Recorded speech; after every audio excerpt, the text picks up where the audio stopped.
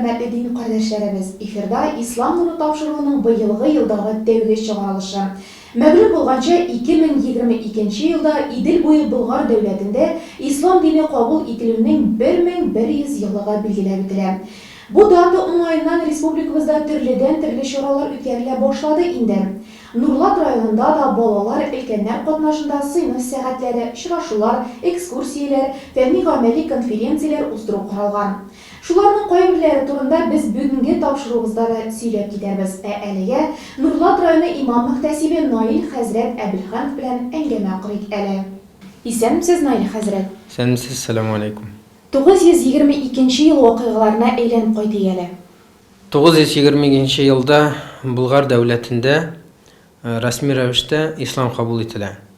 Aytırğa kirək, İslam dini ana xatlı bir 100 yıl gına tugul taralğan. Çünki qaybir məlumatlar boyunca bizning yaqlarga hatta Peygamberimiz sallallahu aleyhi ve sellem'nin qaybir sahabaları da jitkən eserler var. Hem şol Peygamberden alıp 922 yılga kadar İslam dini taralğan İdil boylarında, Hazar dengizi boylarında, Kaspiy dengizi hazırki vaqtda aytабыз bitinde. Şulay etip üskə minip bizge xatlı da ul jitkən. Orta Aziyadan hem başka satuşçular bilen soğuşsuz, kılıçsız, kralsız ol bizning yaqlarda taralğan. Hem 922 yılda Bulgar devleti Müslüman halifeti bilen hazırki vaqtda aytsak diplomatik ilimde qılğan bitinde. Hem şulay etip İslam resmi rəvişdə İslam dünyasına aytgan degan kibik biz de Müslüman devleti ikanin. Şunun için şul data 922 yıl bizning için bigrek bəyəli. Hem şul vaqtdan İslam dini bu yerlikte devlet derecesinde kabul edilgen bulup sanılı. İslam dini kabul etken şakta mında Bagdad şəhərindən kileler ilçeler bitindi. İlçeler kilgen şakta alar mında İslam dini var ikenin küreler. Meşitlerde var, hatta medreselerde var, mezinler var, imamlar var. Anın turunda yazalar hazırki vakitte aytar edik kronika. Yazalar nişe gitip kildiler, qaydan kildiler, nindi ağırlık bilen bir kirak bitindi o Bagdad şəhəri. Nindi ağırlıklar bilen kildiler, mında isləri gitti Müslümanlar var ikenin. Bütün xalqlarını da alar turunda da yazdılar, mında İdil boylarında yaşaytırgan xalqlar turunda.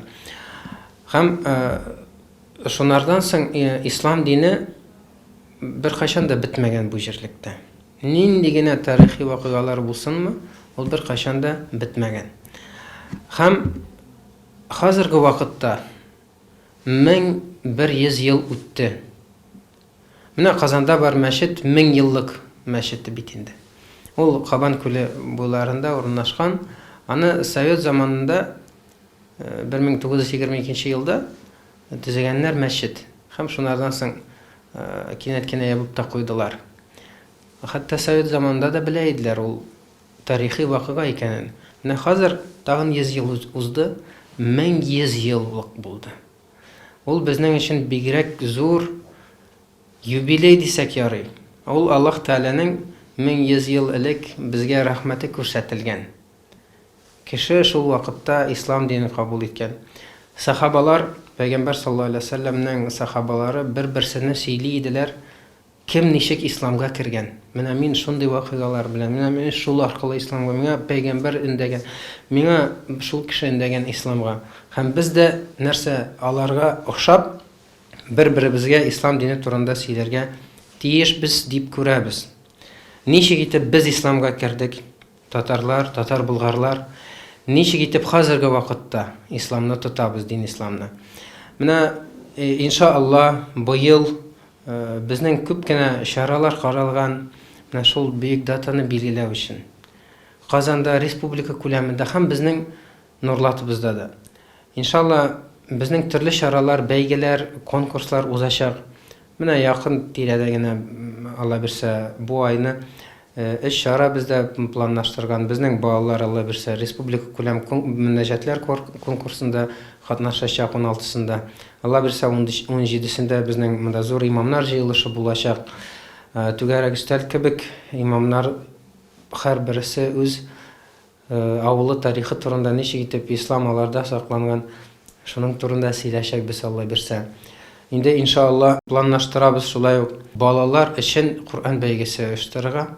Чөнки без бит инде нәрсәне билгелибез? Ислам динен. Ислам дине ул Кур'ан. Иң беренчедән аның асылы Кур'ан. Кур'анны яттан өйрәнү, аны дөрес итеп аңлау бигрәк әһәмиятле әйбер. Ислам динен таралу өчен. Алла бирсә безнең менә шул яз көндәге балаларда ял була бит инде, мәктәпләрдә каникуллар. Шул вакытта Алла бирсә бөтен район күләмендә оештырабыз менә шундый зур чара. Һәм иншалла алга таба да андый чаралар күп булачак. Аларның бөтенесе төп мәгънәсе ул ислам дине турында сөйләү. Ничек итеп без мусульман булдык һәм ничек итеп без аны хәзер ул вакытта тотабыз. Безнең республика күләм генә түгел, ул бөтен Россия Федерация дәрәҗәсендә уздырыла торган бәйрәм. Аның турында илебезнең президенты да указ язган бит инде. Ул Татарстанда, Башкортстанда, Мәскәүдә, Ульян өлкәсендә, Самара өлкәсендә, Нижгарларда, Пенза, бөтен Россия күләмендә уздырыла торган бәйрәм. Ул ислам диненең аяк белән атлавы безнең илгә. Күп кенә халыклар, татарлар гына түгел бит инде мусульманнар, башкортлар да мусульманнар монда. Күп халыклар безнең илдә шул вакытта исламга кергән. Ислам дине шунда тарала башлаган. Һәм ислам дине ул традицион дин, безнең ил өчен, Россия Федерациясе өчен ул асли дин. Мондагы мусульман халыклар, алар бер кайдан да килмәгән, алар монда төптән үскән, монда яшәгән, гомердән яшәгән халыклар бит инде. Аларның диннәрен хөрмәт итеп, ул да безнең дәүләтебезнең төп асылы дип санала.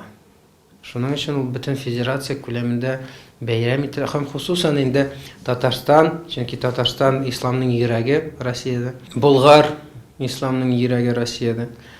Шулда иң әһәмиятле чаралар инде шунда узачак иншалла. Ислам дине турында сөйләгәндә, әйдәгез хәзерге гамәлдә булган Шәгъбан ае фазиләтләре турында да сөйләп китик. Шәгъбан ае турында Пәйгамбәр саллаллаһу алейхи ва саллям бер хадисендә әйткән: "Аллаһумма барик лана фи Раҗаб ва Шәгъбан ва баллигъна Рамазан" дип. Я Раббим, безгә бәрәкәт иңдер. Раҗаб белән Шәгъбан айларында, алар Рамазан айга хәтле Раҗаб ае, Шәгъбан ае һәм Рамазан аннарсың. Һәм Рамазанга хәтле безгә гомер бир җиткер, безгә Рамазан аен дип дуга кылган. Раҗаб ае ул Рамазан алдыннан ахыргы ай. Һәм кеше шул айда Рамазанга әзерләнә. Теләгән кеше ураза тота, чөнки Рамазаннан кинәт кенә тотмаган кеше ураза тотарга аңа авыррак. Раҗаб белән Шәгъбан аенда ул күбрәк ураза тотса, аңа Рамазанда җиңелрәк булачак. Раҗаб аенда иншалла безнең бараат кичәсе бар. Бараат кичәсендә Аллаһ Тәгаләдән без күбрәк гөнаһлардан иншалла сорыйбыз. Аллаһ Тәгалә безне гафу итсен дип, үткән елларда һәм Рамазан аенда без чип-чиста булып керик дип. Аллаһ Субханаһу ва Тәгалә бу айларны биргән безгә Рамазанга әзерләнер өчен. Чөнки иң әһәмиятле айларның башы ул Рамазан ае. Без Рамазанга әзерләнәбез. Раҗабның менә шуннан аның фазиләте Рамазанга без әзерләнәбез. Рамазан аенда Алла бирсә безнең иншалла шулай ураза гына түгел бит инде. Ураза тотабыз әлбәттә, ул асли, ул төп гыйбадәт Рамазан аенда. Рамазан аенда без шулай ук мискин фәкыйрьләрне шулай ук ашатырга тиешбез. Менә бездә ашатыла бит инде, әлхәмдүлилләһ. Шулай ук Рамазан аенда да ул дәвам итәргә тиеш. Туганнарыбызны, кунакларыбызны аны бәйрәм итеп каршыларга кирәк. Рамазан ае ул кунак, көтелгән кунак кебек килә. Һәм шул кунакны ихтирам итәргә кирәк. Аны күтәрергә, зурларга кирәк. Беләсез, мусульманнар Рамазан аена хәтле акчаларын җыеп Рамазан аенда закат садакаларын чыгара торган булганнар. Закат садакалары елга бер чыгарыла ул, закат. Һәм күп мусульманнар аны хусусан Рамазан аенда бирә булганнар мискин һәм фәкыйрьләргә. Нишләп? Чөнки Рамазан аенда бөтен әҗер саваплар, һәр бер гыйбадәт өчен әҗер күбәя, күпкә күбәя. Мин гади вакытта bir эшне эшләп, миңа мисал өчен Аллаһ Тәала 10 савап язса, Рамазан аенда ул 700 мең, 10 мең савап булыр. Ягъни аның фазилаты күбрәк. Без әзерләнәбез Шәгъбан аенда. Наил хәзрәт, изге Рамазан аена да санаулы көннәр калып бара. Ул кайчан башлана һәм ураза тоту тәртибен дә бераз аңлатып китсәгез иде. Рамазан айы Алла бирсә быел 2 апрельдән башлана һәм 2 майга кадәр дәвам итә. 2 май инде 1 Шәввал айы һәм шул көндә Алла бирсә ураза гайты булачак. Рамазан аена килгәндә без белергә тиешбез, аны алдан аңлатканча, иң әһәмиятле гыйбадәт анда ураза тоту. Ураза айы. 1 көннән үк, 2 көннән үк, 3, 4 һәрбер көнне ураза тотарга без тиешле. Һәрбер көнне. Бер көнне дә калдырырга ярамый. Бер көнне дә калдырырга ярамый. Әгәр дә ки Аллаһ Тәала кешегә саулык, сәламәтлек биргән, акыл, зиһен биргән, ул аңа шөкранә әйтергә тиеш. Шөкранә итеп, рәхмәт әйтергә безнеңчә, я Раббим, миңа бөтен әйбереңне бирдең, мин дә рәхмәтле бәндә. Мин дә син ризалыгың өчен өмет итеп уразамны тотам. Тиешле булган рәвеш белән иртәдән алып кичкә кадәр. Һәм кичкенә иншаалла авыз ачам. Аллаһ Субханаһу ва Тәала ул айда кешеләрнең бөтен гөнаһларын җуып төшерә. Рамазан айы ахырында кеше яңа туган бала кебек була. Ураза гаетына кеше килә, бер гөнаһсыз иншаалла.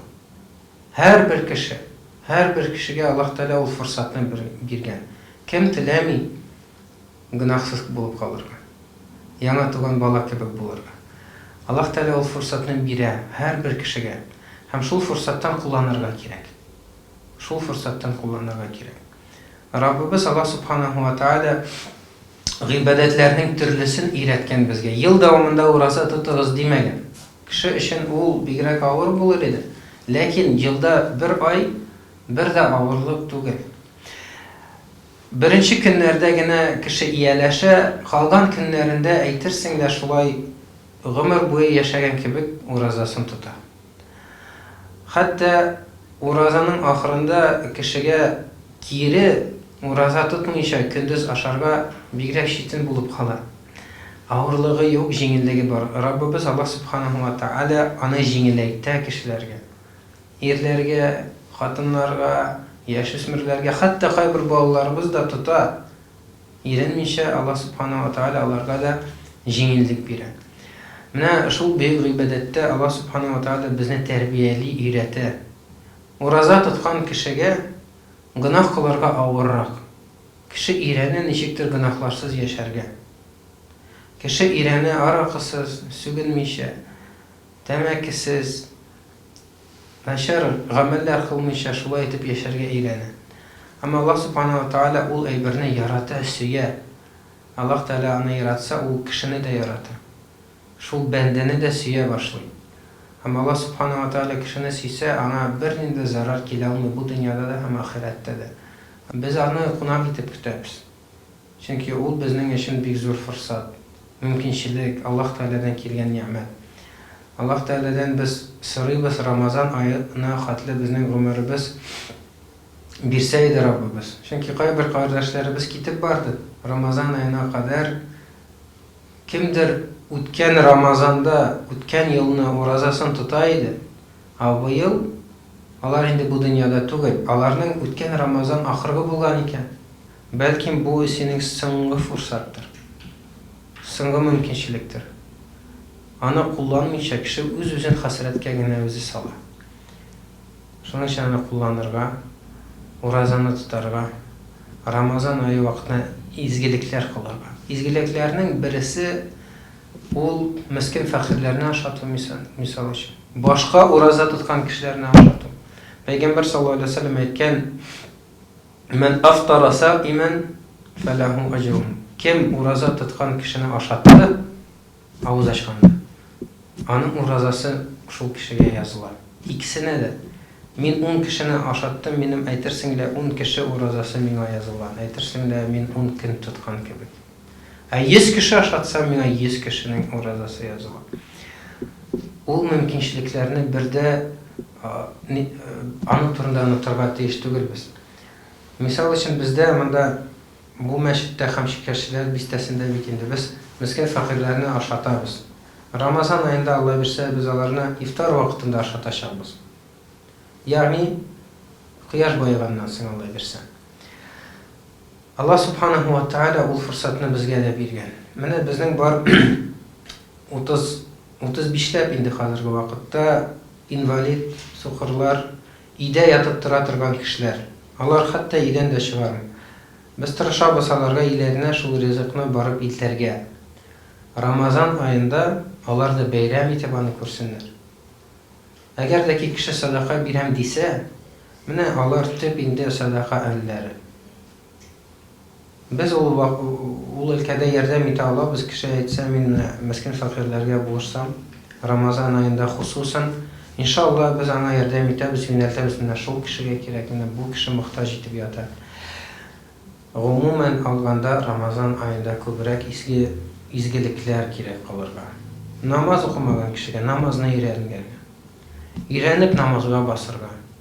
Кемдер Куранны беренче тапкыр ача, кемдер китапларны беренче тапкыр ача, кемдер беренче тапкыр мәчеткә килә, кемдер беренче тапкыр яулык бәйли, кемдер беренче тапкыр кулларын күтәреп үзе өчен, гаиләсе өчен, әти-әниләре өчен дуа кыла. Алла Субханаху ва Тааля бу бүтән әйберләрне, бүтән эшләрне яратты, сөя. Алла Субханаху ва Тааля аларны сөеп, кешегә әҗр савабын бирә. Бу дөньяда һәм ахиратта. Рамазан ае ул бийек ай. Безнең өчен ул шул, аның биеклеге менә шунда. Рәхмәт әңгәмә өчен, Наил хәзрәт. Без Идел буе Болгар дәүләтендә ислам дине кабул ителүнең 1100 еллыгы кысаларында узган бер күркәм чарага тукталыйк. Шәһәр мәдәният сараенда хаҗ кылу гыйбадәт ул дип исемләнгән очрашу кичәсе узды. Очрашуның кунагы яңа гына гомрә хаҗын үтәп кайткан Фәүзия Мөхәммәтова. Ул залга җыелучыларга әлеге сөннәт гамәлне үтәүнең нишкәлекләре турында сөйләде. Бергәләп тыңлап үтик. Аллаһ Тәгаләнең рәхмәте белән безгә менә шушы февраль башында дип әйтим инде гомрә хаҗы кылу насыйп булды. Ул инде безнең ислам диненең 5 баганасын санап киткән вакытта гомрә хаҗын инде аның фарыз димәсәләр дә ул сөннәт гамәл, ләкин менә ничегрәк аңлатыйм икән кешеләргә барып җитсен өчен безнең пәйгамбәрбез ул үзе олы хаҗны 1 мәртәбә кылган, әмма ул гомрә хаҗын 4 мәртәбә кылган. Шуның өчен инде ул сөннәт булгач ул да үтәлергә тиеш дип санауга тиештер инде мөселман кешесе һәм инде хәленнән килгән барлык кеше дә гомрә хаҗын кылудан башласа, олы хаҗга ул беренчедән әзерләнү дә булыр иде. Күз алдына да гомрә хаҗының аның үзенә күрә җиңеллекләре булса, ләкин аның да авырлыклары бар инде. Алайда инде беренчедән ничек әйтергә кирәк, гомрә хаҗын кылган вакытта ничектер инде вакытны үзеңә яраклаштыра аласың. Менә үзең теләгән вакытта да барып була. Олы хаҗ кылганда бит инде анда аның вакытын үзгәртә алмыйсың. Аннарысын олы хаҗ кылганда кешеләргә бит әле бик нык исәнлек тә кирәк дип әйтүм инде яшьрәк чакта да кирәк. Гомрә хаҗын кылу өчен яшь чикләнмәгән дип уйлыйм инде. Менә үзебездә җиреп кайткач, Аллаһка шөкер, шундый Аллаһ Тәгалә шундый җиңеллекләр бирде. Шундый юлда да барыбызда инде исән сау балаларга да сөйлим, самолетта да мәйтәм, безне бит менә бишектәге кебек алып бардылар. Селкенмәдек тә дим. Вакыты белән теге болытлар арасыннан чыкканда уйлап торасың, без очабызмы соң әле туктап торамы дип. Шул хәтле яхшы самолетларда ачтык инде. Аннарсын барып төшкәч тә шундый безне каршы алулары да, андагы мәгълүмәтләр дә менә, андагы үзара мөнәсәбәтләр дә инде.